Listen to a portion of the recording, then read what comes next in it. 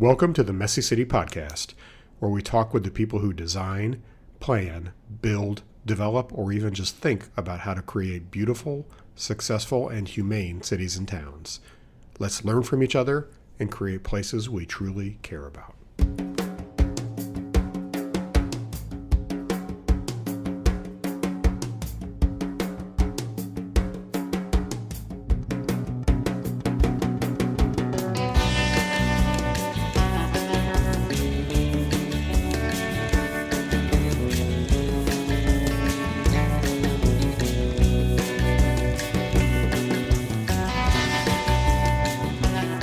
Welcome back to the Messy City Podcast. This is Kevin Klinkenberg.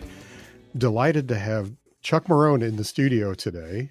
He's actually in town in Kansas City giving a presentation tonight, and we're able to twist his arm to come by and chat for a little bit. No, you didn't have to twist.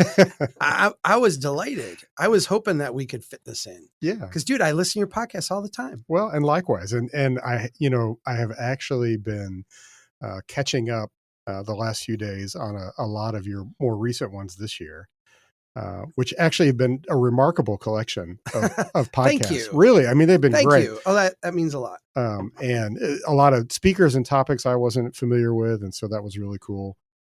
So anyway, we're going to talk today, and this is probably going to be a very different kind of conversation for an architect and an engineer to have. Yeah, an architect and an engineer walk into a recording studio. Exactly. I've got, Chuck, I've got a couple of pages of notes of things, which I almost never do. And we may not get to any of these, but I'm going to at least have the intention of working through a couple of topics. Okay. We'll see how we go. But I think, the main overall main thing I really wanted to talk with you in more depth about is the financial side of the housing conversation. Yeah.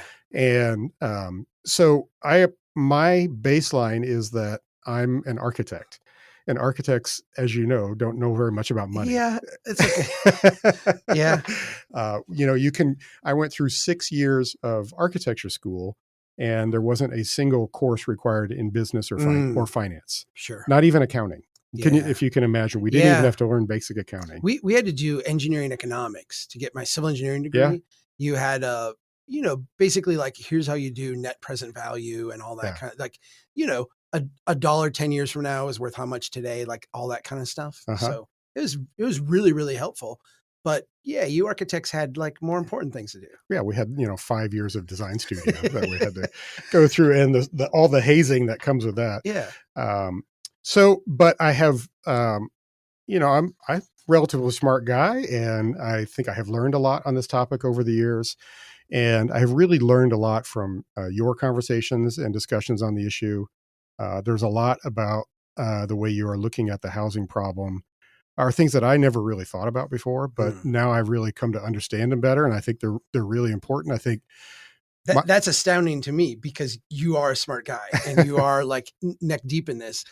I do think one of my frustrations has been the housing conversation is dominated by people who dismiss the financial side of it. And the financial side is like 80% of it.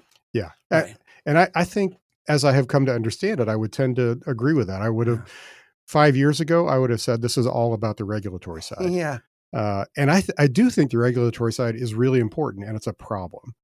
But the financial side is so much more interesting to me to think about the impact of it on everything that we're talking about related to housing. So where I want to start is, so there's been a lot. I've been re-listening to some of your podcasts where you trace some of the work in your book, The Housing Trap. Sure.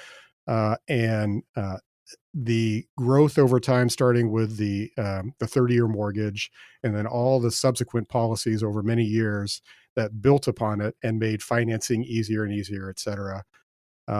And I think I've had a couple epiphanies along the way. I guess where I started was a couple of years ago when anybody would say the word financialization, there's a part of me that would just roll my eyes, because I'm like, what the hell is this big word? It is like a cop out for everybody, right? It's like, financialization. It's like corporate greed, or like it's, whatever your boogeyman, financialization is one of them. Yeah. Right? So it was really hard for me to grasp. But I think I've really begun to start to grasp it. And a lot of that is through your work, which has been really, really helpful. There was also a chart I saw recently where it looked at, and this may get controversial for some people, but it looked at, say, the last 50 years of home prices priced in dollars versus priced in gold. Yeah. And if you look at it priced in dollars, obviously it's been a hockey stick. Mm-hmm. Priced in gold, it's basically been a flat line since the 1970s. Yeah. Which is, so to me, that's an aspect of the conversation. Now you are starting to sound crazy to a lot of people. I know, exactly. I know. Yes. So, but the thing I think that I wanted to get back to was, when I think over the long course of let's say the last 100 years and the evolution of housing finance, I I tend to think that when you put policies in place, especially big policies, it often takes 20 to 30 years, maybe a generation or two, to really know what the impact of that is. And a lot of what we or what we talk about started in the Great Depression. Um, but we had two really aberrant periods there. We had the Depression and the war, and then we had the aberrant period after the war for a generation where we had like no competition in the world. Right. And then reality started to hit in the 1970s. And then if you fast forward, when you really start to see the Case-Shiller housing index separate and really go hockey stick was about the late 90s. And to me, that kind of fits the profile. It's about 30 years or so after you could really feel the impacts of those policies. And so I wonder how you'd react to that. Yeah. No, I feel like what you do when you centralize and then make this massive shift, which is what the 30-year mortgage is. It's an unnatural product that we released onto the financial marketplace. What you have is in a sense a generation before you get mortgage-backed securities.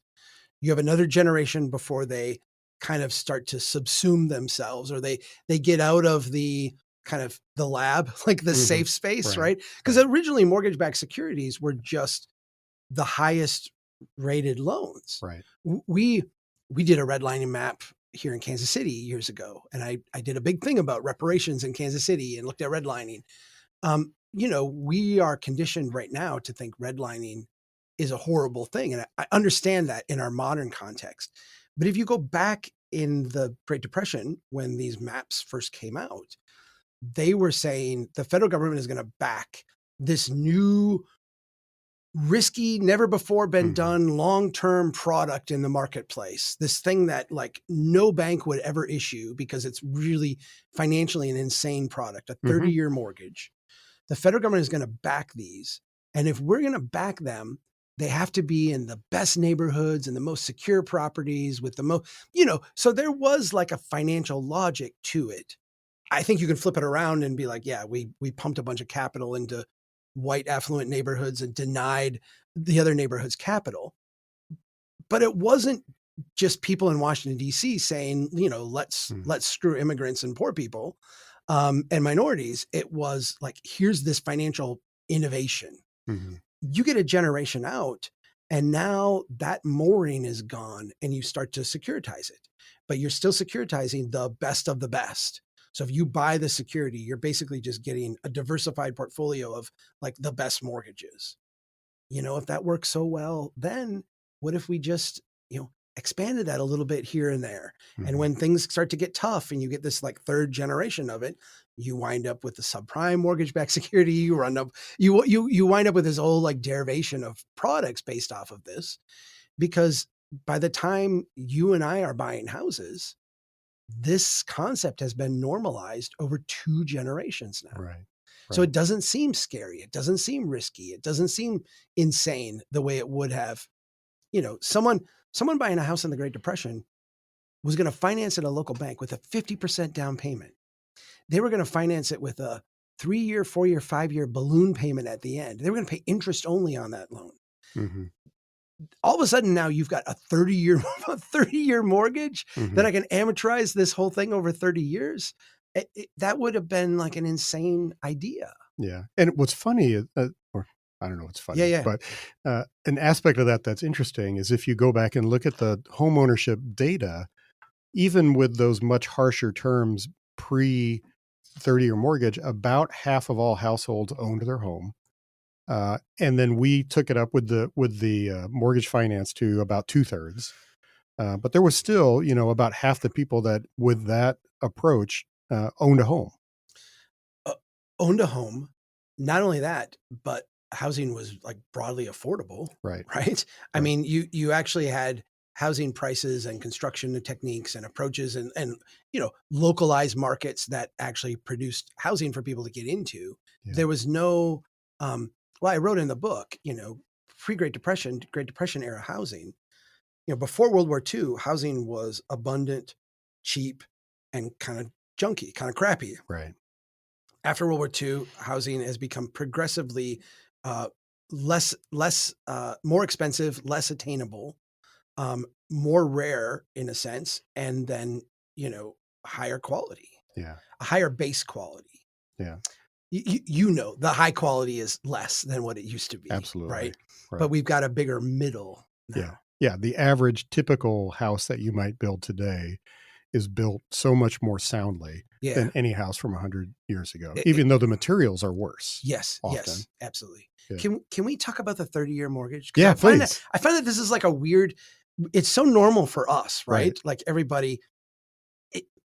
It, there was a thought exercise that I heard someone do recently on a financial podcast, and he asked the host of the show. He's like, if you were going to lend someone money for 30 years, or you were going to go buy a 30-year treasury, from the federal government, and you were going to hold that for 30 years.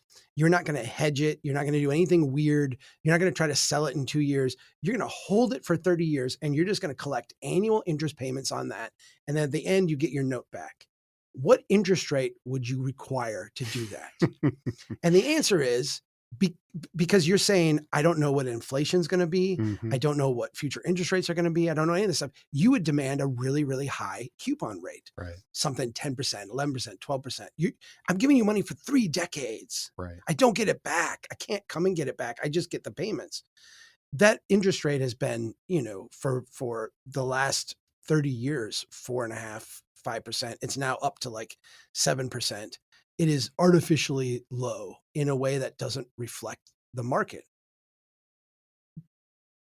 The reason why this is an unnatural product, and the reason why the 30-year mortgage has wreaked such havoc on our financial system, is because when you have volatility, which you're going to have, there's no escape mechanism from that note. Mm-hmm. There's a joke in the banking sector that the banking model is the 363 model. You borrow money at 3%, you lend it out at 6%, and then you go out to the golf course at 3 p.m. That's your business model. It's very, very simple. So you make money off that spread between 3% and 6%. That's the money you make. And if you make good quality loans that pay 6%, you can borrow money at 3%, and you can make a good living. Well, if you're a bank, the money you're borrowing is short-term money. I'm borrowing from you. You're a depositor. You can come and get your deposit anytime you want. I'm borrowing from businesses and from whoever deposits money in my bank. That's a short-term loan. When I make a long-term loan at 6%, what I am betting on is that the market doesn't change. Okay? If all of a sudden interest rates went to 7%, I as a bank have 2 choices. I can either pay my depositors 7%, in which case they'll stick around because that's the market rate. But I will lose now because I've got my loan out at 6%. I will lose money every month. I will slowly bleed to death. Or I can keep my interest rates low, in which case I'll make money, but all my depositors will leave and my bank will go bankrupt. This is why you don't see any local bank doing a long-term loan. All the loans were short-term. And the reason is if the market shifted and changed, the bank might have to bleed for a little while, but within 3 to 5 years, they could roll over their entire portfolio and reset at whatever like a new thing was. Mm-hmm. When you come in and say 30-year mortgage, what you're saying is you have to have a sense of what's going to happen 2 decades, 3 decades from now. Point to 3 decades in time where we haven't had volatile interest rates, volatile inflation, all of this kind of stuff. All of that wrecks someone holding a 30-year mortgage. Yeah. And so what you see is that In the 60s, when we have high inflation, the federal government has to come in and rescue banks. In the 70s, when we have high inflation, the federal government has to come in and rescue banks. In the 80s, when we were trying to juice the economy and get out of the problems we had created for ourselves in the 60s and 70s, we get an S&L crisis because we deregulated. Then we get, this is now my time, the Clinton administration, and we need to decentralize things. You wind up in Clinton, and then hyper during the Bush administration, you get the subprime crisis, and then you get the recovery bubble that we've had since then, where we've been trying to juice it.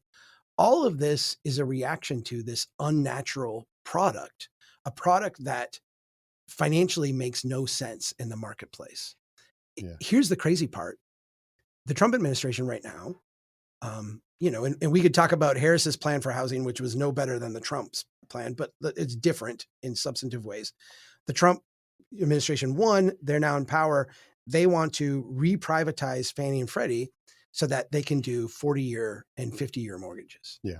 So even like crazier loans. Yeah. And I think what you detailed so well in the book was all of the incremental steps that happen with each successive crisis that expanded that. So even like the original mortgages that were set up through the Homeowners Loan Corporation were like 20-year mortgages. They were 20-year. Yeah. And then we get into trouble, and it's like, well, let's create Freddie Mac and Ginnie Mae, and then let's make these 30 years. Yeah. That's right. And then let's expand the pool of people who can apply. Yeah. And then, we didn't have, when you have a 50% down payment, you don't need mortgage insurance because you've got lots of equity in your house. You're not going to walk away from all that equity. It gives the bank a big cushion. But when we go to 40% down payment, 30% down payment, 20%, 10%, the federal government steps in and is like, well, we'll insure that. Yeah. We'll provide insurance on that. Now you start to get people with, no down payment at all, or nominal down payment. They don't have any equity. So if your house drops 5% in value, you're underwater. Yeah.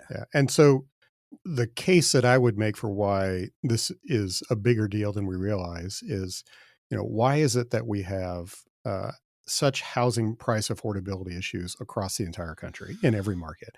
And what is it that we all share? Because demand is very localized and very different from place to place. But what is consistent is that everything is financed basically the same way across the whole country. That's exactly right. And not only across the whole country, but increasingly, across the entire Western financial world, right? Yeah. So like I'm in New Zealand, they're dealing with the same issue. Yeah. Even though they have a different financing system, they require a higher down payment, and they have a shorter rollover period. They don't use a 30-year mortgage, but they're having the same financial impacts because they have the same securitized market, the same liquidity issues up and down. Yeah. Interesting. Yeah. How familiar are you with the notion of yield curve control? Yeah. You know a little bit about that? Sure. Yeah. I asked just because I've just recently kind of learned about it. Yeah. You want to talk about it? Well, mortgages, 30-year mortgages are basically pinned to the 10-year treasury bond. Right. And the reason that is because, again, when you're a bank, you're arbitraging a short-term lending with long-term, short-term borrowing with long-term lending, right? So I am going to go buy a 10-year treasury at 4%, and then I will write my mortgage at 6% for 30 years. And what I'm hoping is that most of those mortgages are paid off before we get to the 10-year line. So my risk goes down. But when I get beyond that the market is relatively stable so that, I'm making money off that spread. The yield curve control is really this notion that, the Federal Reserve will step in and buy up. When you hear the Federal Reserve is lowering interest rates, what they're generally doing is saying that's the overnight rate we're going to charge. So we're going to charge other banks to move money around and lend money. When we lend money out, they put reserves with us. It's going to be at that rate. But then the Federal Reserve will go out and buy short-term treasuries. The Treasury does an auction. We're running a $2 trillion debt this year. So there's a lot of debt that the federal government issues. when debt matures, they have to reissue it and roll it over. So the federal government will go out and say, we're gonna do a $500 billion debt offering. If the Federal Reserve steps in and buys that, basically like creates the market for it, they will drive down the interest rate in the short term. They will have yield curve control. We're going to buy enough to keep that rate at 1.5% or 2%. Right. And if the rate starts to go up, the Federal Reserve will step in and buy it. And that supply and demand, that demand for that will drive the interest rate down. Mm-hmm. What you see, and maybe this is where you're going, you look at countries like Greece after the 2008 crisis, Greece, Ireland, Italy, lost control of the yield curve. Right. They did that because, in a sense, there was no central bank buying that down. The ECB wasn't at that point buying it down. And so what happened is the market said, if we're going to lend to Greece, it's going to be at 18%, even if it's like a 30-day note or a 60-day note, because they feel like they're going to collapse. In the US, that can't happen. Yeah. Because the Federal Reserve can just buy, in a sense, like unlimited amount of government debt and bring that interest rate down to whatever we want it to be. Yeah. So I'm not trying to trap you or anything. I was no. The topic is interesting for me. It's become interesting a couple of ways because I've just become a little more educated in it the last several months. And it's specifically because, I guess maybe by way of background, I've always been the kind of person that like, I tend to have an allergy to whatever like the mainstream establishment view is of whatever is going on. That's why you and I get along. We're natural skeptics. Yes. And I'm not saying this is always a good way to be, but that's how I am in it. And certainly I think most of us who came up in the professions with the new urbanism really had that kind of. Well, we have let me say it this way. Yeah.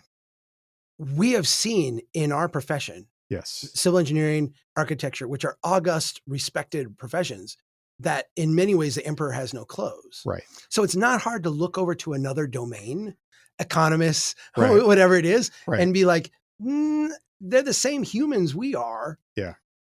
Does the emperor have no clothes there? It's a level of skepticism the normal person doesn't have. Yeah. And we could probably do a whole podcast on like why this is the case. Yeah. And why we think establishment opinion is often wrong. But so there are a couple of economists that I've gravitated to that I listen to and that I think are really smart and interesting. And they've been talking about yield curve control for a little while, basically saying they think this is coming. This is what's coming, that it's the only solution to the dilemma that the Fed and the Treasury face right now. And so let me talk about that. Their historical analogy that they use is the post-war period. From 1942 to 1951, the Fed had yield curve control where they set the floor and then they set the top. So they bought Treasury bonds to set the peak. Yep. And they did that in order to keep mortgages very low for that period of time so that returning veterans could get really, really cheap mortgages and build houses and do all the things that you talked about in the book. Exactly what they did. Yep. Yeah. And so the thought process is that is where the Trump administration would like to go, and why they're hectoring the Fed and trying to push them so hard, because they would like to institute yield curve control. And then also the thing that happened in that period is we had a similarly high debt to GDP as we do now. And one of the there are two consequences that I understand of yield curve control. One is it does help helps make buying houses more affordable at the entry level because it brings mortgage prices down. The other thing it does is it will cause inflation. And so you'll inflate away the debt. Ultimately. Yeah. Let's make the, I feel like what's going on right now with the Trump administration and the Fed, I feel like we should make the best case for it, because I think that there's a housing aspect to this, and like Trump is a real estate guy. So like, I think he gets like low interest rates are good for people building and financing. But you also, I feel like with the tariff policy, the idea is we want to manufacture locally. Well, you can't build billion-dollar plant and equipment investments with higher interest rates. You've got to have low interest rates to do that. So I think there's an economic argument that if we're going to drive up prices on imports and we want to domesticate manufacturing, that we need low interest rates to do that. I would argue that, we probably should have done that the last 2 decades, Yeah. because we're now in a period of time where we're not going to have low interest rates. We're either going to Right. have high rates of inflation, Right. or we're going to have, high interest rates. It can't be, in a sense, we can't have low interest rates and low inflation right now. We just have too much debt. Yeah. We have too many obligations. We have too many promises. And it doesn't matter if we're going to raise tariffs and want local manufacturing. There's not enough slack in the system to do it. Yeah. Right. And I'm not here to say that's whatever Yeah, they do yeah, is the right thing to yeah. do or the wrong thing to do. But as I look at the landscape, I think that is the best case of what they would like to do, because they would like to really jumpstart the housing market, which is relevant to the conversation we're having about housing and housing finance, because then once again, Yeah. it's another intervention upon many other interventions in the housing But market. listen to what you just said. You kickstart the housing market. The housing market is at all-time highs. Yeah. I think you probably subliminally mean kickstart the housing construction side of it, Correct. Yeah. right? Like stimulate that Right. side. But I mean, if you are an adherent to the idea that housing prices are set by supply and demand of people who want to buy houses and people who want to build houses, Yeah. then we should just be building unlimited number of houses, because there's a huge demand for it. Yeah. Right. Like that's why prices are high. Yeah. I think it's way more complex than that. Yeah, sure. But to me, the idea that making 40-year mortgages would create more housing, creating 40-year mortgages would just make existing housing more expensive. Yeah. And, I think what's fascinating is, relevant to one of your more recent podcasts I listened to. Some of these things are going to happen or not happen of their own accord. They're not controllable by you and me. They may work in the short term, may not work in the short term. We'll see. But the point is really that they're part of a big complex system that we may not really be able to impact. And really, for those of us working in a more localized place, the question is, how do we focus locally and do what we can in that environment? Yeah. There's this interesting discussion about China today, because China sits as either the boogeyman that's going to take us over, or like the empire that's collapsing, depending on your perspective on it. I feel like the interesting argument about China is that for a long time, the Tom Friedmans of the world would like marvel at China. I think Tom Friedman actually wrote once, Minnesotan, if we could just be China for a day, we could accomplish all these things. Authoritarianism has some advantages. Yeah. There's something to be said about just being able to make a decision and go out and do it. But the long term, you have things like the rule of law, you have contracts, you have a free market that sets interest rates based on supply and demand. You have these things because the checks that it makes on you are healthy for a system to grow strong. Mm-hmm. If you can just break any contract you want when you need to, well, contracts don't mean anything. And then all of a sudden, like, no one's making contracts and no one's starting businesses and doing stuff. If you can just print as much money as you want and there's no consequence to that, or there's no, in a sense, like market feedback that's going to punish you for that, you will go a long, long, long way before your system then collapses and fails. Yeah. We're supposed to have painful feedback, because painful feedback stops us from doing stupid stuff. Yeah. I feel like in my adult life and your adult life, our economic policy in particular has been about countermanding painful feedback in the name of growth, in the name of compassion. Like this was a bipartisan agreed on thing. Right. But it has left us like really, really fragile at kind of all aspects of our social life. Yeah. Yeah, I think that's true. I think there's a lot of politics involved with that. It's nobody wants to be the one in office that institutes something that could, or doesn't institute something that where pain ensues. Yeah. But I mean, you right now have a federal government. I mean, if we just go there, the Republicans, we're going to have a shutdown here, it sounds like, in the next couple of days. The Republican bill would add $2 trillion to the debt. Mm-hmm. The Democrat bill would add $3 trillion to the debt. Right. Historically speaking, they would compromise at 2.2 or 2.4. Both of those numbers are asinine. They're just crazy. Yeah. They're insane. If your goal is to have like a stable functioning economy with a good feedback loop, those are crazy numbers. Yeah. And I don't care if your policy result is like, we're going to raise taxes to close that gap, or we're going to cut spending to close that gap. Like you can't just pretend that that's okay. Right. Right. Um, I want to hit on a couple other issues that touch on housing, and some of these I know you've talked about before, but I think they're worth talking about again. It seems to me like one of the things that we don't talk so much about is like if you think we have a national market for housing, which we do and we don't. Um, at a national level, you could definitely make an argument we've got plenty of supply. Yeah. We have ample housing. And if I look at like my city and my region, we have ample housing in our city. What we lack is we lack housing in the most desirable places where people want to be, but we have an abundance of housing, so to speak, in, Yeah. in places that there generally is very low demand where people don't want to be. And some of this is the old Jim Kunstler line of, we don't have enough places that people really care about. And so people move out of them, they throw them away, and they don't really want to invest. And some of it are just other issues that impact housing that make them undesirable, like high crime, maybe schools that people don't want, school districts that people don't want to live in, et cetera.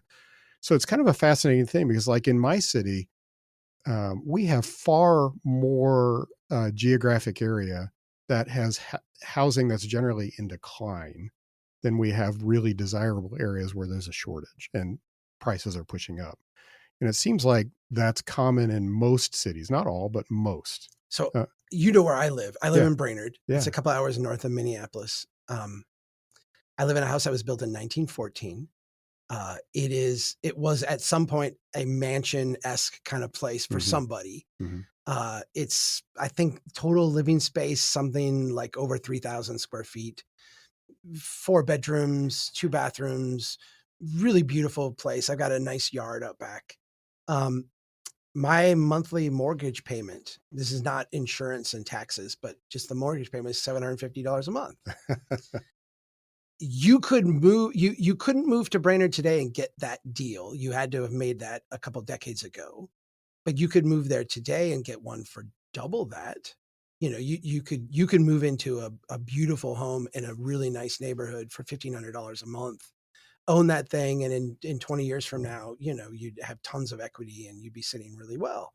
Um, Even people who work remote are like, I don't want to live in Brainerd. Yeah. And so I feel like your point that, I mean, there was a study done University of Kansas, I think, that said like in all but 4 markets in the country, there is an excess housing supply. Um, I think your insight in that it's just it's in neighborhoods that we've walked away from. Right. It's in places that we're not caring for. We can see that here in Kansas City Mm-hmm. in spades that, you have lots of places that actually the bones of the neighborhood are really, these were streetcar suburbs in a lot of ways. Mm-hmm. They were great neighborhoods and we've walked away from them. And so, I'm doing air quotes, an affluent family or Mm-hmm. a family that wants to send their kid to a nice school or da da da. Their thing is not, I can't buy a house in Kansas City. It's, I can't buy a house in the neighborhood with the nice school in the place that I want to be. You take that out to San Francisco now or New York City, and you're like, I want to live in San Francisco. I want to live in this neighborhood, and we haven't built any new housing there in 30 years. Good luck. Mm. That's where a lot of our, I think our cultural discourse around housing comes from, Right.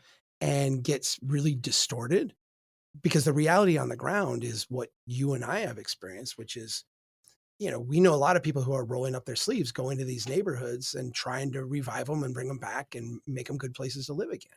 Yeah. I mean, so I wrote a piece several years ago that tried to, where I was trying to make the point. I reread it not long ago and thought that I did not adequately like express it. But the idea was like the solution to New York City's housing price problem is actually to make all these other places more desirable to live in. Yes. I mean, yes. And it feels like as part of the culture of whatever we are, whether you call yourself an urbanist or a YIMBY or whatever else, that we would be so much better off by exerting more energy in really working on the places that have low demand today, but they actually have really good housing stock.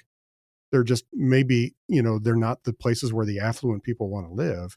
Like if we could lift those places up, urban, rural, suburban, whatever they are, that is, that's those are buildings and places that already exist. The lift is so much less, Yeah. right? This has been my frustration with, well, we need to, have a president who changes all housing laws for the whole country, or we need to go to the state capitol and get everything changed. The low lift that is needed to make the struggling neighborhoods of Kansas City nicer, Yeah. the struggling neighborhoods of Brainerd nicer, it's such a low lift, and it would benefit so many people to do it. It's frustrating to me that that's not like the center of our policy agenda. Yeah. It's funny because, I recognize that there's a certain love of living in New York. Our good friend Mike Lydon is like, I Yeah. would never live anywhere else, Right. and I admire him for it. He's got 2 boys or 3 boys living in an apartment in Yeah. Brooklyn. I when I talk to people who live in New York and I say, what is it about New York? Oh, I love the museum, and I love the going to the Yankees games, and I love Broadway, and da da da, I'm like, all right, I live in Brainerd. How often do you go to the museum in New York? Because I probably get there like once a year, Yeah.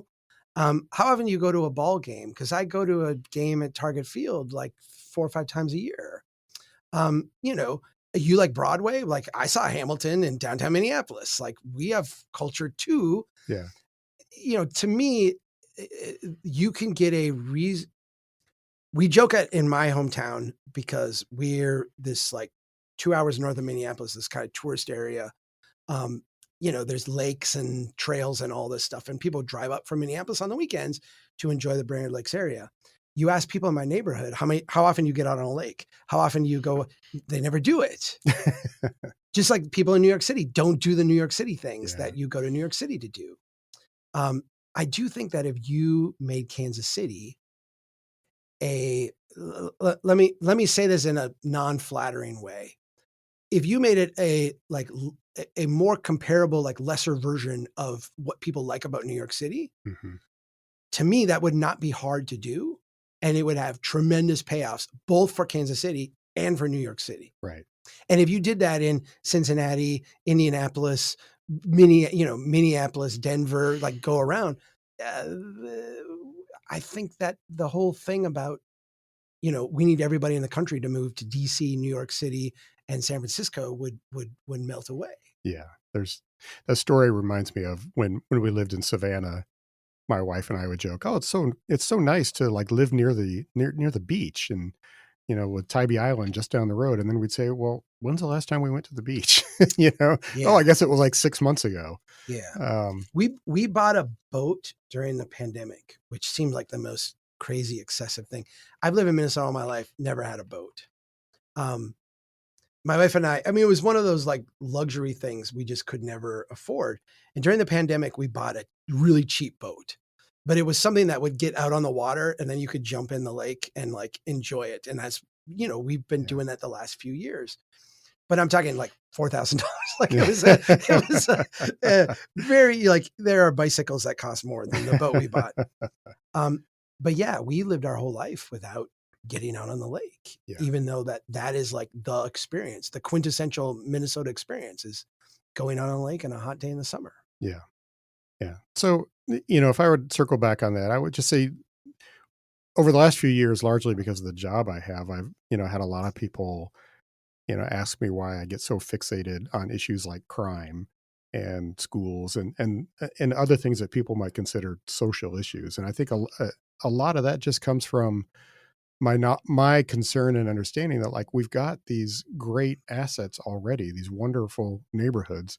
What are the things that are preventing young people, middle class people, whomever from buying in those neighborhoods and really lifting those places up? And because to me, this is the crux of like this is the low hanging fruit of how we can really begin to get to this issue. So and you're reminding me of some new urbanist conversations I've had, because there's a strain of urbanist thought that is like, I like my cities dirty and I like them gritty. And I like when I get up and there's, homeless people on the street because it tells me it's Yeah. real. And I always thought, okay, I'm not going to begrudge you if that's what your Yeah. version of a city is, but I will tell you that I could never talk my dad into living in a place like that. Like I Right. could never talk my in-laws into living in a place like that. I don't, I come from I come from a farm in a small town. My appreciation and love for cities is something that I have grown into, not something I was born into or in a sense like indoctrinated in. And the vast majority of people who are living in the suburbs, whether it's true or not, look at crime statistics in the city and say, this is, I can't Hmm. live there. Look at, neighborhoods that are dirty and gritty and where the trash Hmm. doesn't get picked up. And like, I don't want anything to do with that. Yeah. Yeah. Eh, And I think, if you look around the world, there are certainly places that are extraordinarily urban and wonderful. Think about Japanese cities, a lot of Yeah, Asian cities absolutely. that just don't tolerate the sort of disorder that we tolerate. And they do that because then they're actually more accessible to more people and more enjoyable. I think, you had Chris Arnott Yeah, yeah. as your main speaker this year, and I think Chris is a brilliant writer, Hmm. and I think he's really turned into one of the best observers and writers of what's going on. But he writes about this a lot in his tours and his walks around the world, and high trust versus low trust societies, some that seem to be functioning versus others that are not. To me, it's a critical element. Like if you call yourself an urbanist, you've got to care about this stuff. Yeah. Yeah. That high trust. I mean, I feel like to me, there's another layer here. When you were talking before, I was thinking about basically the competent government layer, right? Right. Like how do we competently deliver core services of government?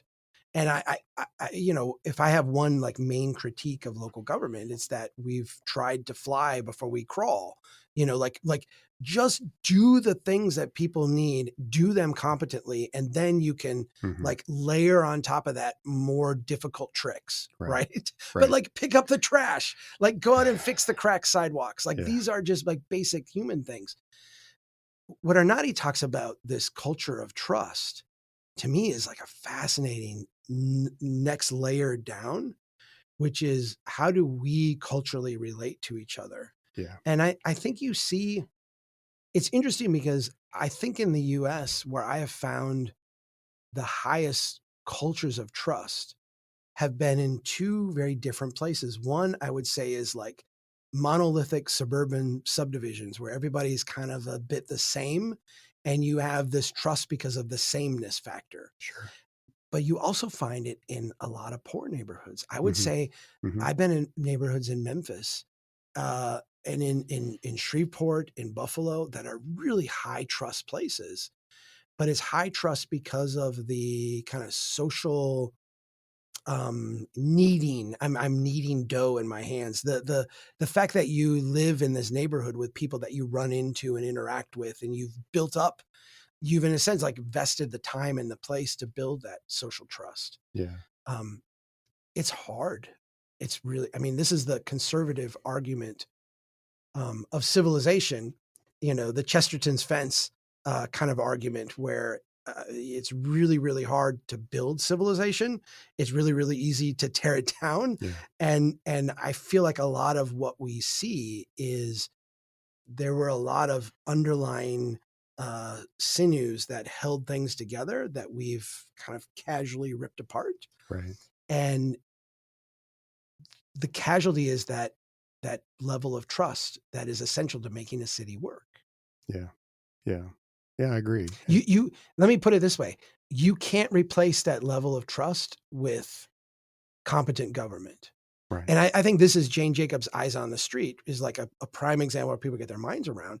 The reason Eyes on the Street work is, yes, partially because you've got opacity in the windows and you've got people there that are like looking out onto the street. But another like part of why it works is because I trust that if I'm, getting beat up or mugged on the street, like you're actually going to come out and help. Like you would intervene in that. Right. Or if you see someone stealing something, you would speak up. Or if you see someone, if the neighbor kid's over doing something they shouldn't do, like I'm going to step out and talk to them. When you remove that, you can even have good design. I mean, I'm thinking like Philadelphia to me is one of the most exquisitely designed cities. It's also one of the places where I've seen like the lowest level of social trust. Yeah. So you can have design for eyes on the street, but if you don't actually have that layer of social trust, it's incomplete. Yeah. And we designers always think everything's about design. We can think you can out design your way out of any problem. Ian Rasmussen said this to me once. Yeah. It's like, if design solved everything, explain Baltimore. Yeah. Because Baltimore is like exquisitely designed. It's Yeah. a beautiful city. It is. It's remarkable. And and a lot of that ties, I think one of the things that you said in the book were these kind of three legs of the financial, the policy, and the cultural. And I think that's important. I think that's it's really the right observation of how these all interact. And we don't talk about the cultural very much. There are a few people, I think Aaron Wren, in whose newsletter, is one of the few that really writes about culture issues commonly, especially as they relate to cities, but most people don't really want to talk about it. We seem to not want to touch that topic, but it really is essential. We're human beings after all. Yeah, let me give an olive branch to people who might be hearing us say this and say, "Oh, you're veering into Charlie Kirk territory, Chuck. Mm, This is like mm, conservative talk." I think, and I wrote in my first book, I think that cities don't function well unless you have people of both progressive instinct and conservative instinct. I think mhm. I think you need people who are dedicated to like building the lattice structure of society. How do we have a functioning system that will work and endure? And the thing about anytime you build a system, it will negatively impact people, particularly on the margins. Right. You need a progressive instinct to say, hey, you're leaving behind this person. Hey, this system might work for the majority, but it's not working over here. And I think that when we have a city that works, you've got both of those instincts kind of in tension with each other in a block, in a neighborhood, but in a way where there's a dialogue happening, there's a conversation happening, so that Yeah. we do maintain the structure of society while also tending to these, those that are left behind, those that are not benefiting, that kind of thing. Yeah. We don't do it perfectly, right? Right. And yeah, I think the way I'd put it is progressive and conservative are two sides of the same They're they're, human coin. they're yin and yang. Yeah, Exactly. yeah, And we do ourselves a disservice in big cities that are basically entirely progressive, where conservatives don't feel like they have a voice. And by the same token, when you have conservative places and progressives feel like they don't have a voice, then we really miss out on the opportunities to actually make really good places that work for everybody. right. Well, you get the extremes becoming normalized, Right. right? So like defund the police is, uh, it's something that comes from an like extreme point of view. Um, it is something that we normalized for a while Yeah. and actually like seriously entertained until we went to neighborhoods that struggled and they said, "Oh my gosh, we depend on the police. Yeah. We could use reforms in these and these and these areas, but like we have to have policing." Yeah. Um, so yeah, I do think that I'll say this as someone who lives in a small town. I think we are damaged by the fact that my district voted like 70%, red in the last election. What it does is it takes the diversity of thought and just polarizes it. Because you can be a lunatic on the right and you're going to win, and you can be a lunatic on the left and you're going to lose, but at least you'll get attention. Hmm. If you are a moderate on either of those sides, you're not going to, you're not going to matter. Like it's not, Yeah. you have no place in the system when it's that lopsided. Yeah. No doubt. No doubt. All right, I want to talk about one design-related thing Okay. just for fun. We'll finish on a lighter topic. All right. So I was just in DC last week for a conference for the International Downtown Association. Really great group, wonderful group. I don't know if you've ever been there. No, I haven't. It's an awesome group, and it's remarkable to me. Like there's almost nobody from the new urbanist world that attends, which is bizarre. Yeah, it seems like our home territory. It does, and Yeah. it's really a great group of people who are very practical and they're doers, and I always learn a ton from this group of people. But it gave me time to I had some time to walk around DC, which is just an incredible city, just absolutely gorgeous. And it always, going to DC always brings up the topic of the idea of a height limit for buildings. Mm-hmm. So this is like the never ending, it's the forever debate in architecture and urban planning, Yeah. which is, DC has a hard cap on the height of the buildings. So you don't have skyscrapers within the district. And so it has a very European city kind of feel to it. And it is wonderful. It is an It's absolute, astounding. it's a wonderful city to Yep. walk around in. It is our monumental city. Right. Yeah. And but it's also, that is unique to the district and nowhere else really in the country. And so it always kind of begs the question about, would our cities be better if we followed the Leon Krier mindset and you had like a 6-story hard cap, because that's the limits of what people can walk up. Which is that's not a typical American approach. We like bigness. We love skyscrapers. They're visually stunning. I mean, how do you think about that topic? um, so when I'm in DC and I get in this, because I went and gave a housing trap presentation in DC, and of course this topic comes up because there's a strong YIMBY contingent that's like, the cap is killing us. Right. And I said, look, we are at a metro stop. We're like 500 feet from a metro stop in a library. That's a nice building. But if we walk out of this library, across the street is a 1-story strip mall. And we can walk throughout this neighborhood, and everything in this neighborhood is like 1 or 2 stories. We are 3 minutes, 5 minutes from like the main, like we're right on the metro line. Like we can get to anywhere in DC in 15 minutes on the metro. Why in the world are you obsessed with taking that neighborhood over there next to the Lincoln Memorial and next to the White House and the Capitol building and making a skyscraper there? Why aren't you obsessed with taking this 1-story strip mall across the street and making that into a 6-story building, which is clearly like ready to do? All the land value economics would say, this is not the highest and best use. Let's get that redeveloped. Let's change that. Like that should be our obsession.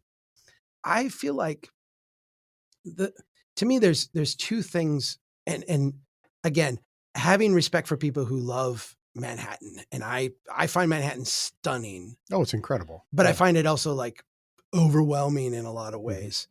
I think it's very clear when you look at the economics of these skyscrapers that these are, Leon Krier called them vertical sprawl, right? They are buildings that have a pass fail kind of condition to them, particularly the ones we have built post World War II, where I would argue the materials get cheaper and cheaper, less, we're not building them out of rock and we're building them in ways that like they will need to be taken down at some point because they just won't be able to stand anymore. To me, it's a little bit like a mining company that is like, we're extracting the mining stuff from the ground and then we'll declare bankruptcy right when we got to clean it up and do the tailings and remediate the acid we dumped in the groundwater. I feel like there's a cash flow model for a skyscraper that works over, maybe even 40 or 50 years, but then ends. And when it ends, there is no cash flowing model to actually go in and make the building work. And I think we're starting to see that not in New York, where there's still tremendous demand, but I think we're seeing it in other places where they built them where they were not warranted. Yeah. The other aspect of this is that, when you build a neighborhood of 6-story buildings that is walkable, you're never going to be overwhelmed with cars. Because you can, at that density, at that thickness, you can actually have the predominant be walking in transit, right? Like, I mean, it's viable to have neighborhood businesses with that level of intensity, right? You can have people who almost no one would need a car. You build neighborhoods that are financially just killer, that are really resilient and adaptable, that can become like many different things over time. You're building neighborhoods that I think will be here 200 years from now. I don't think we say the same thing about skyscraper neighborhoods. I just don't. I mean, we've not seen it, so maybe 100 years from now we'll look back and be like, oh yeah, that was they figured out how to fix all those windows and do all that stuff. I am one who defaults to what we know work. And what we know works is Paris. Yeah. What we know works is what they build in Washington, D.C. Right. And there's kind of a tie to the earlier conversation then, that is, you have some of these areas that really feel mature at like 6-story areas. And like, do they really need more? They've kind of done their part to mature up to that level. What we really need to do is thicken up the other areas that are less mature and make them more valuable.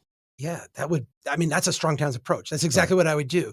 And when you're talking about that maturing, I mean, you look at a 6-story building in DC and you're like, okay, we're peaked out here. What do we do? Well, what you see happening is that they become higher end buildings Right. with better transit.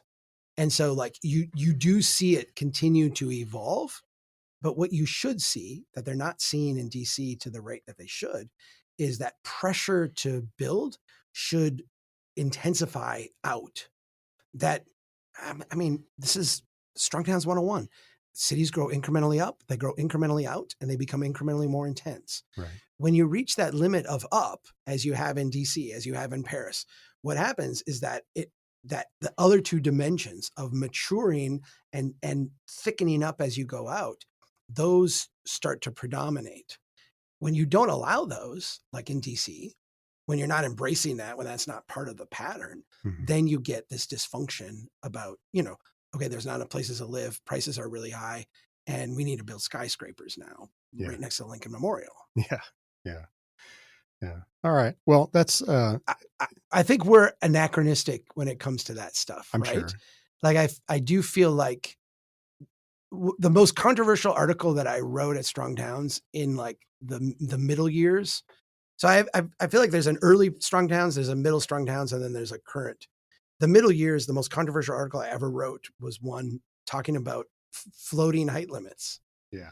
And the precursors of the YIMBYs descended on me as being like brutally out of touch and lacking compassion for people, and trying to put my values on them, and not understanding how markets work. And I mean, it was this endless litany of anger towards me about it. And I don't know, I visit all these places, and like you say, we can go walk around the skyscrapers in downtown Kansas City, and then we can go half a mile in any direction, and we see neighborhoods that need a lot of love and a lot of care.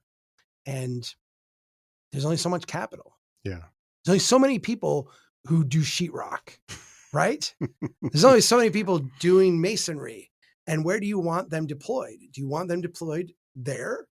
Or do you want them deployed throughout a neighborhood, making it awesome? Yeah. Yeah. Anything else we need to hit Does on? that make sense? It does. I there's some of these things that where I have not always kind of figured out how to cross the threshold. Is there's things that make sense in my head, and then there's that damn Midwestern practical side of me, which is like, okay, how do we do that? Yeah. How do you exactly do that Yeah. without causing 10 other problems in the process? Well, yeah, I think, to me, the answer to that, and this is just going to be, there's people who are already upset with you and me who are going to roll their eyes at this. I think localizing things as much as you can is how you solve it, because this is my first book. And I remember getting this feedback, like people didn't like the word harmonizing that I used. I said, a traditional city, a good, complex, adaptive, traditional city harmonizes many competing interests at the same time. I insisted on using the word harmonize because it doesn't solve them. It actually just says, like, you have attention, I have attention, and we're going to find some harmony where you can live with a little bit of your tension and I can live with a little bit of mine to make this place work. But then when one tension gets out of whack, there's a response. The more you can localize those, the more you empower people to actually respond and adapt and deal with tension and stress and opportunity. And I think to me, the diagnosis of why our cities, like, why don't our cities work today, is because we've eliminated all the feedback loops. Yeah. We made them all national. We made them all statewide. And so the feedback loops are, I've got pain. I'm not allowed to respond to that pain in any way except for voting for Trump or Harris or going to the state capitol and supporting some legislation that maybe at some point will trickle down and make my neighborhood work better. Right. And I just think that's like a really crappy way to build a city. Yeah, and I think even at the local level in a big city like the one that I live in that has 500,000 people in it, it's a similar thing. It's just everything is handled at City Hall. So you have a chance to vote for a mayor and maybe your councilman, and you think, that's going to fix it all in a city of 500,000 people where they're making 100 decisions a day. Yeah. And there's still, even then, there's not as much localization of effort and outcome as you might expect. I'm sympathetic to that. I think, Andrew Burleson and I have argued a lot in the last year because, he will say, Chuck, you don't understand for San Francisco. It is just like a political mess and you can't get anything done and the city's the problem. And I'm like, okay, I hear you. Like, I get that. I can see where the city government would itself. I was at the Dallas City Hall meeting with their staff and I walked out of there going, oh my gosh, this is a train wreck. I really like what Minneapolis has done. I don't think it's perfect, but they've really tried to have, in a sense, like neighborhood level governance. What decisions can we allow neighborhood groups to make? Can we staff those from City Hall with people who would be like liaisons that can we give them part of the budget where they can actually like actualize their priorities? It's not perfect, but I feel like it's trending in the right direction. Which is, how do we give people we have stress here. How do we respond to it? If you're telling me in Kansas City, your neighborhoods aren't that dynamic because City Hall is distant and disconnected, I can see that. I mean, my biggest criticism of Cincinnati has been, or I'm sorry, of Kansas City, is that they have invested so much out on the edge in building new subdivisions and, they're neglecting their core neighborhoods. Yeah. All right. Well, I got to learn more about the Minneapolis model then. That sounds like some interesting homework for me. We're not perfect in Minnesota, but we like to say we're above average. I know that line very well. Chuck, I think I have to get you to another meeting, so we should probably wrap there. Any final words? Just thank you. It's always, I don't ever want to come to Kansas City without sitting down with you. Oh, it's a pleasure. I really appreciate you inviting me and taking the time. And we will, if we don't see each other at CNU, we will see each other some other place soon, I'm sure. Yeah. It's too bad we don't have like a playoff game to go to this week. I feel bad that our baseball teams are both, I would say mine is pathetic. Yours is slightly above that. We are right at mediocre. Yeah, you're a solid mediocre, which we aspire to now. I understand that. Well, I'm a Kansas University football fan, and mediocrity. That's what mediocrity is, like the height of what we could possibly hope to achieve. So we dropped the youngest off at the University of Arizona. And so I'm becoming familiar with Kansas football because it was never of course, now we're in the same conference. We're in the same conference. I was always a Big Ten person because that's where my Gophers are. Yeah. It's very weird. Yeah. It's a weird pairing. Yeah. We're going to be out there for Parents Weekend where I think BYU is going to kick Arizona's butt, but we'll see. Who knows? Yeah. Who knows? All right, Chuck, thanks so much. Take care, man. All right. See ya.